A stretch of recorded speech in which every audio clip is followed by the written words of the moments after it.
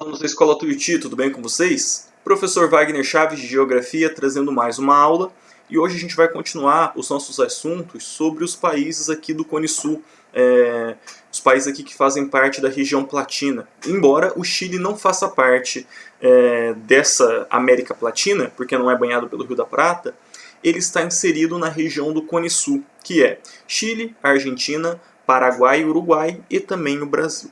Beleza? Então pegue seu caderno, pegue a sua apostila e me acompanhe em mais essa aula. Bom, gente, primeiramente aqueles dados gerais, né?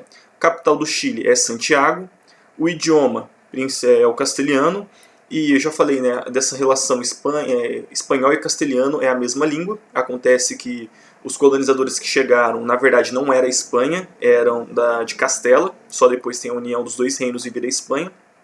A moeda, peso chileno, população em torno de 12 milhões de habitantes. Só lembrando, pessoal, a cidade de São Paulo, o município de São Paulo, melhor dizendo, tem 12 milhões de habitantes. Então é interessante a gente estar sempre fazendo essa relação do tamanho dos países e do tamanho da população. Então, só o município de São Paulo é quase tão grande quanto o Chile, beleza?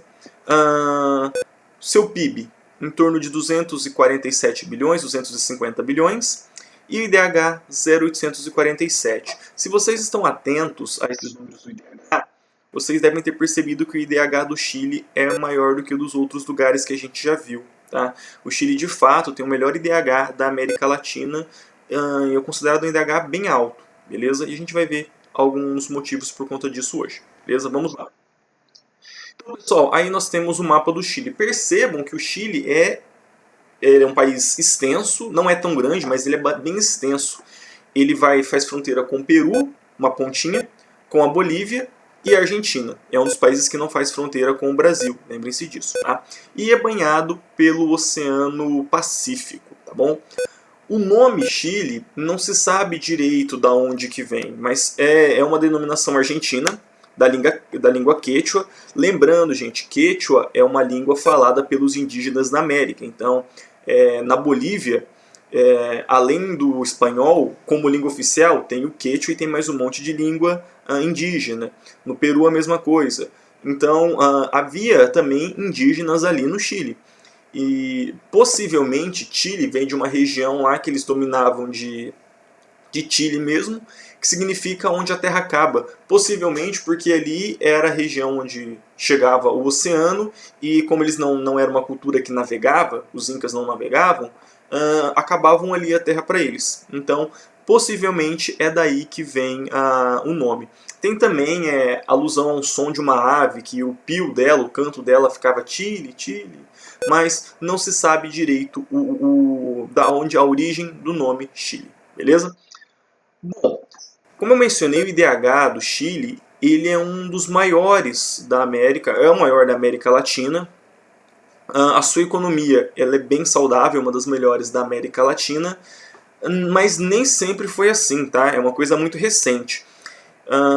A economia do Chile, gente, ela é pautada em exportação de produto primário também, assim como toda a América Latina. A gente não vai ver nenhum grande país que é industrializado. A gente viu no México que tem algumas regiões que são industrializadas, né? Guadalajara, Cidade do México, Juárez e tudo mais. O Chile tem algumas cidades, sobretudo Santiago, que tem algumas indústrias, mas de modo geral é um país que vive de exportação de produtos primários.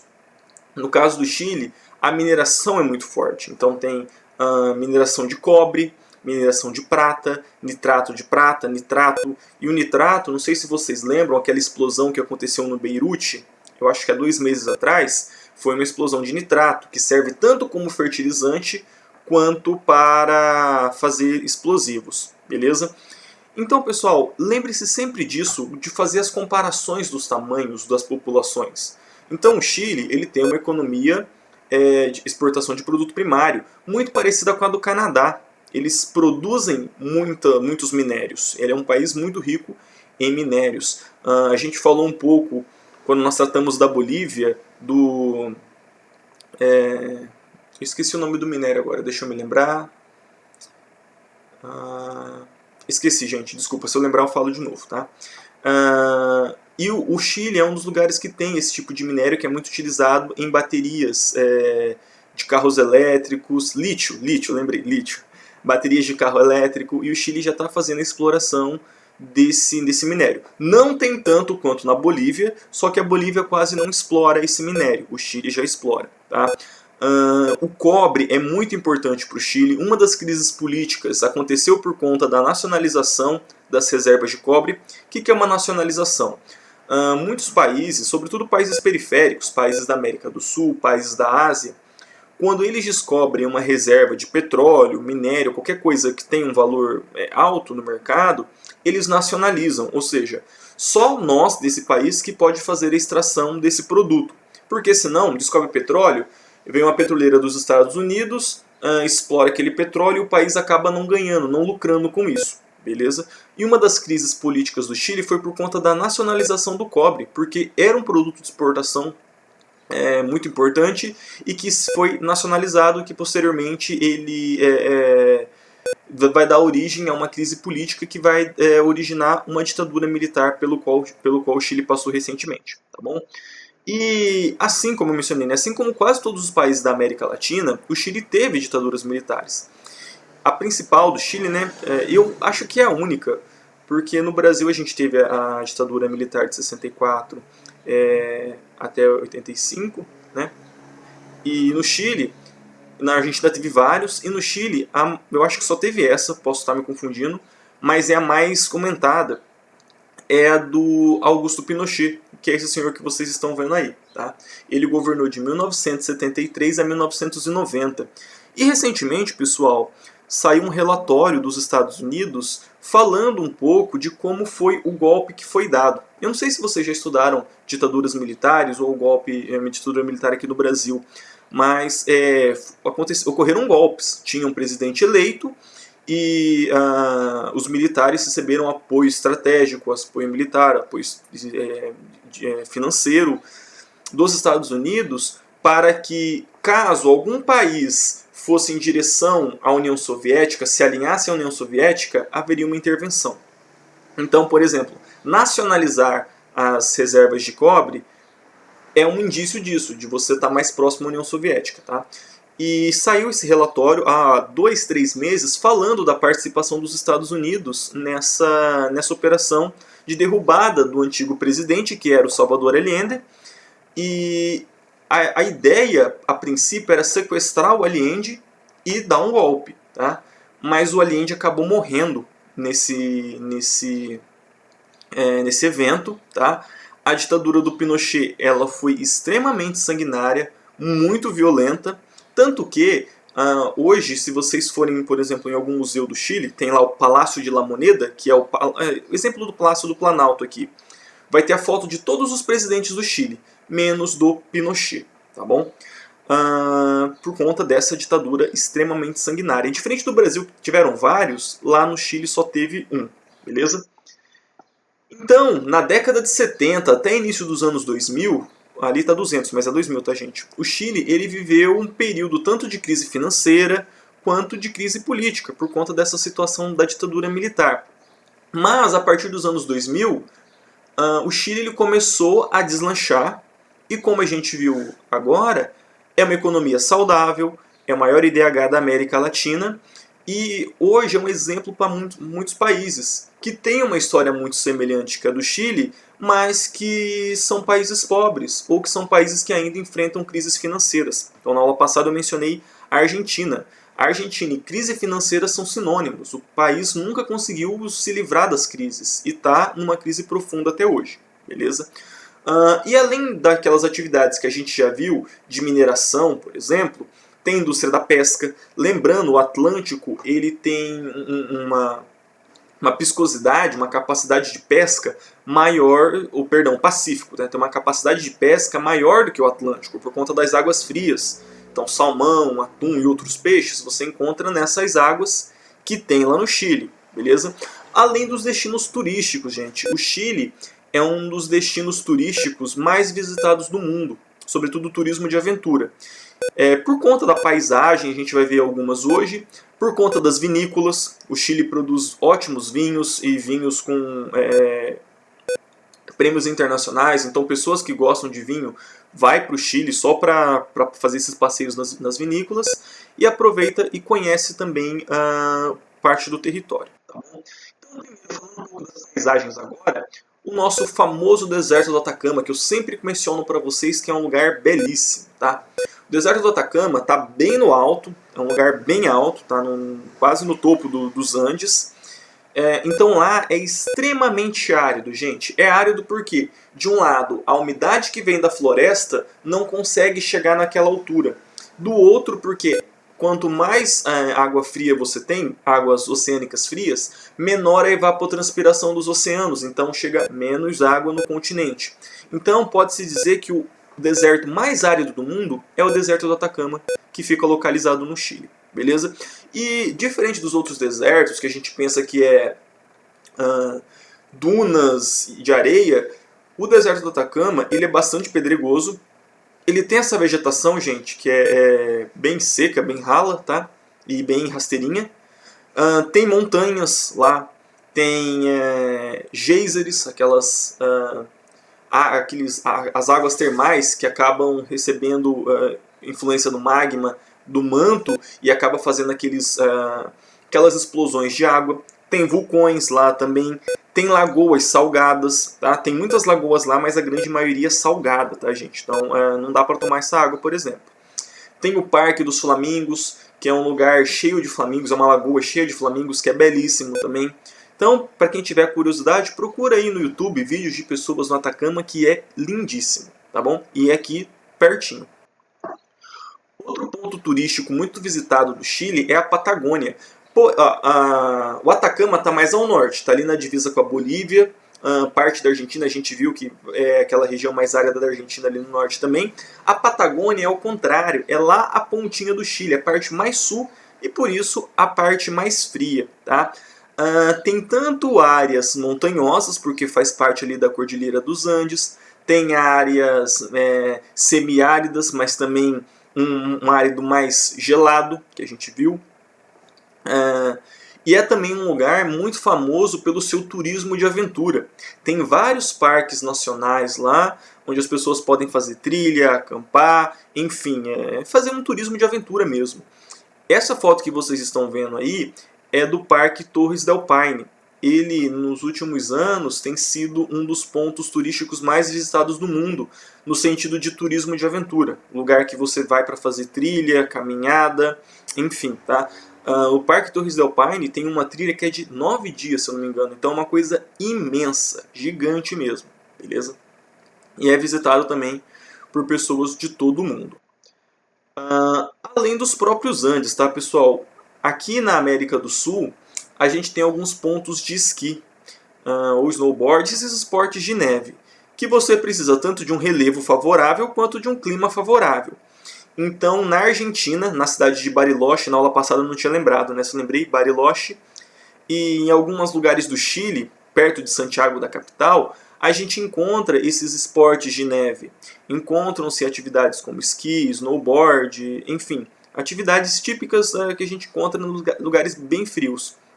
Então, por exemplo, brasileiros que querem conhecer neve, mas que não têm dinheiro para ir para a Europa, para ir para os Alpes suíços, que é muito caro, acaba indo para o Chile. Não só brasileiros, né? Os próprios argentinos, bolivianos, paraguaios, que acabam não conseguindo fazer esse tipo de viagem lá para a Suíça, para a Alemanha, Itália, Andorra, acaba indo muito para Bariloche, na Argentina, ou esquiar no Chile. Ou nem que for para não esquiar, para apenas conhecer neve, porque no inverno neva bastante nessa região por conta da altitude. Não é nem pela latitude, gente, é pela altitude. São lugares bem altos, tá bom? Outro ponto turístico muito visitado no Chile é a Ilha de Páscoa. A Ilha de Páscoa que é famosa pelos seus moais. Moais são essas estátuas gigantes aí que tem uma cara entalhada, né? Que era feito pela população que habitou a ilha antes dos colonizadores europeus chegarem. Não, pessoal, isso não é feito por OVNI, por extraterrestre. existiu durante muito tempo um questionamento, né? Como que eram feitas essas estátuas e como que elas eram transportadas, porque essa rocha não tem, onde foram encontradas essas rochas, não existia ela lá. Então transportar essa rocha era muito difícil. Mas hoje já se sabe, inclusive esse é o motivo da extinção do povo de Páscoa, que é o seguinte, era uma tradição da ilha. Eles iam nas áreas de pedreira, né, nas áreas onde você tinha rocha nessa ilha, entalhavam essas estátuas, amarravam umas cordas e faziam pêndulos. Então essa estátua ela ia dançando, eles iam puxando de um lado para o outro. Eu devia ter colocado o GIF, eu acho que tem um GIF disso no YouTube. E eles iam fazendo com que essas estátuas se mexessem. E era uma espécie de até de festival em fazer essas estátuas e levar ele para outros lugares, tá? O problema, gente, gastava tanta madeira, tanto cipó, fazer corda, fazer tudo isso, que quando os primeiros colonizadores chegaram na ilha, a população era muito pequena. Então eles ficavam se questionando como que meia dúzia de gente conseguiu fazer essas estátuas e transportar elas, né? Mas a questão é que isso foi feito durante muito tempo. E com o passar do tempo, derrubando floresta, acabando com o bioma natural da ilha, a população ela foi reduzindo. Isso deixou de ser tradição, porque já não havia pessoas o suficiente para fazer esses moais e transportar eles. Que quando os primeiros colonizadores chegaram, havia poucas pessoas. Tá? Isso, inclusive, é o que marca o colapso da Ilha de Páscoa. Então, eu não sei se tem nativos de Páscoa ainda, se tiver são pouquíssimas pessoas, mas ela é um local muito visitado para as pessoas conhecerem essas cabeçonas gigantes aí. Tá?